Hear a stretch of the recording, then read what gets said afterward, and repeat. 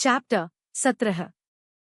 अब धीरे धीरे उस रूम का टेम्परेचर गिरता हुआ सा महसूस होने लगा, जिसे देख राजकरण और निहाल डर से अपना थूक निगलने लगे। तभी अचानक उस रूम में किसी चीज के टूटने की जोरदार आवाज आई, जिससे वो सब सहम गए। अब आगे उन सबने देखा कि सामने राज का टैब जमीन पे टूटा पड़ा था, जिसे वेदांत ने बेदर्दी से तोड़ दिया था। वेदांत को इतना गुस्सा देख वो तीनों डर से कांप गए। खासकर सबसे ज्यादा खराब हालत तो राज की थी, क्योंकि बेचारे को अब आगे की इन्फॉर्मेशन अपने मुंह से जो देनी थी।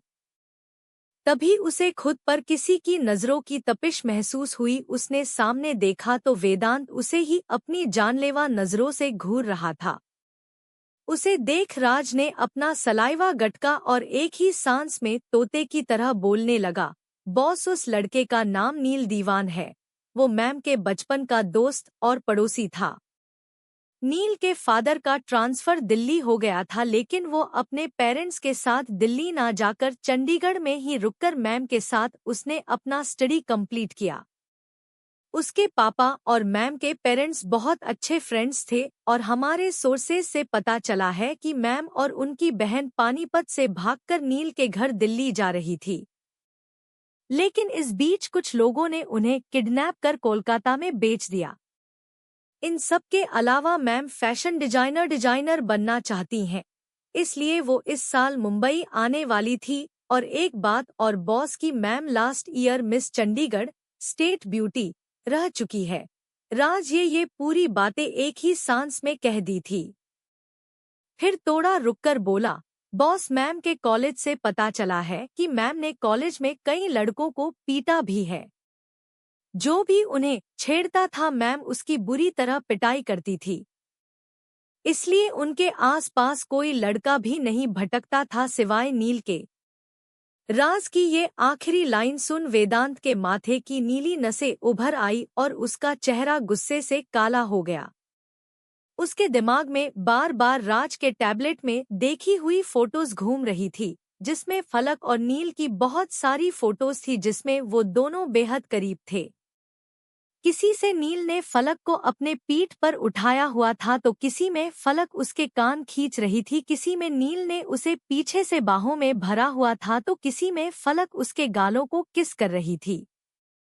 उसमें ऐसी ही कुछ फोटोज ध्वनि और नील की भी थी, लेकिन वेदांत के दिमाग में सिर्फ फलक और नील की करीबी ही घूम रही थी।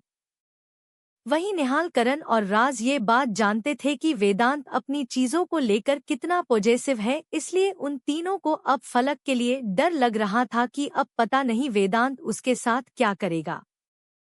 तभी उन्हें वेदांत स्टडी रूम से बाहर जाता हुआ दिखाई दिया। इस वक्त वेदांत का चेहरा गुस्से से कांप रहा था, लेकिन उन तीनों में हिम्मत नहीं थी कि वो उसे रोक सके। वो तीनों फलक के लिए सिर्फ दुआ ही कर सकते थे। इन सब बातों से अनजान फलक दादी के कमरे में ध्वनि और दादी जी के साथ बातें कर रही थी। तभी उस कमरे का दरवाजा एक तेज आवाज के साथ खुला। उन तीनों ने उस ओर देखा तो वहां उन्हें रेड ब्लड आइज से घूरता हुआ वेदांत दिखाई दिया। दादी और ध्वनि उसे कन्फ्यूजन से देख रही थी, तो वहीं फलक ने उसे देख डर से अपना थूक निगल लिया, क्योंकि वेदांत अपनी जानलेवा नजरों से उसे ही घूर रहा था। अब इस शैतान को कौन से दौरे पड़ रहे हैं, जो ये मुझे ऐसे घूर रहा है कि कच्चा ही खा जाएगा। इससे पहले कि फलक और कुछ सोच पाती, वेदांत ने तेजी दिखाते हुए उसे अपनी बाहों में उठा लिया। उसके ऐसा करने से वो तीनों उसे हैरानी से देखने लगी। वेदांत उन सबके फेशियल एक्सप्रेशन इग्नोर कर फलक को बाहों में उठाकर वहां से अपने बेडरूम में ले गया। उसकी ये हरकत फलक को अंदर से डरा रही थी, लेकिन उसने ये सब अपने चेहरे पर नहीं आने दिया। रूम में आते ही वेदांत ने फलक को बेड पर पटक दिया, जिससे फलक की हल्की चीख निकल गई। उसने गुस्से से वेदांत को देखा और जोर से चिल्लाई, ये क्या बदतमीजी है मिस्टर सिंघानिया। मैं भले आपकी बीवी हूँ, लेकिन मैं आपकी ये लुच्छी हरकतें टॉलरेट नहीं करूंगी। फलक ने गुस्से से कहा और बेड से उठकर वहां से जाने लगी तभी वेदांत ने उसकी कलाई पकड़ उसे अपनी ओर खींच लिया, जिससे वो वेदांत के सख्त सीने से जा टकराई। आउच! उसने अपनी क्यूट सी लाल हो चुकी नाक को सहलाते हुए वेदांत को घूरा, जो ऑलरेडी उसे ही गुस्से से देख रहा था। अब ये घुरन देव अपने मुंह का पिटारा खोलेगा भी या बस ऐसे ही पगलैट की तरह घूरता रहेगा? फलक ने वेदांत को मन ही मन गालियां दी, फिर खुद को काम करते हुए वेदांत से कहा, आप कुछ बोलेंगे भी या सिर्फ देखते रहेंगे? यू आर माइन, वेदांत ने डोमिनेटिंग तरीके से कहा, जिसे सुन फलक आंखें फाड़े उसे देखने लगी। हाँ, मैं 1 साल के लिए आपकी वाइफ हूँ। नो दैट, फलक ने थोड़ा हकलाते हुए कहा।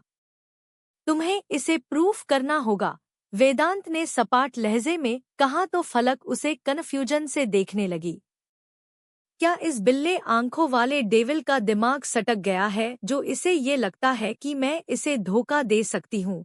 फलक मन ही मन बड़बड़ाई, फिर थोड़े रूखेपन से कबीर से बोली, प्रूफ? कैसा प्रूफ? आप चाहे तो मैं कॉन्ट्रैक्ट पेपर साइन कर सकती हूँ ताकि आपको मुझ पर यकीन हो जाए। मुझे तुम्हारी बातों पर यकीन हो जाएगा अगर जैसा मैं बोलूं तुम वैसा करो तो, वेदांत ने फलक को जवाब दिया। वेदांत की बातें सुन फलक की आईब्रो आपस में कन्फ्यूजन से सिकुड़ गई। क्या ये बाघड़ बिल्ला मुझे आंख पर चलवाने वाला है या खाई से धक्का देने वाला है? हे भगवान, क्या लाइफ में एडवेंचर की कमी थी जो आपने ये एंटीक पीस नमूना भी मेरी जिंदगी में भेज दिया? फलक अभी भगवान से शिकायत कर ही रही थी कि उसके कानों में वेदांत की सर्द आवाज सुनाई दी, जिसे सुन फलक के उल्लू जैसे कान खड़े हो गए। वेदांत ने फलक से कुछ ऐसा कहा जिसे सुन फलक का चेहरा गुस्से से लाल हो गया और वो जोर से चिल्लाई, मिस्टर सिंघानिया, मैं ऐसा नहीं करूंगी।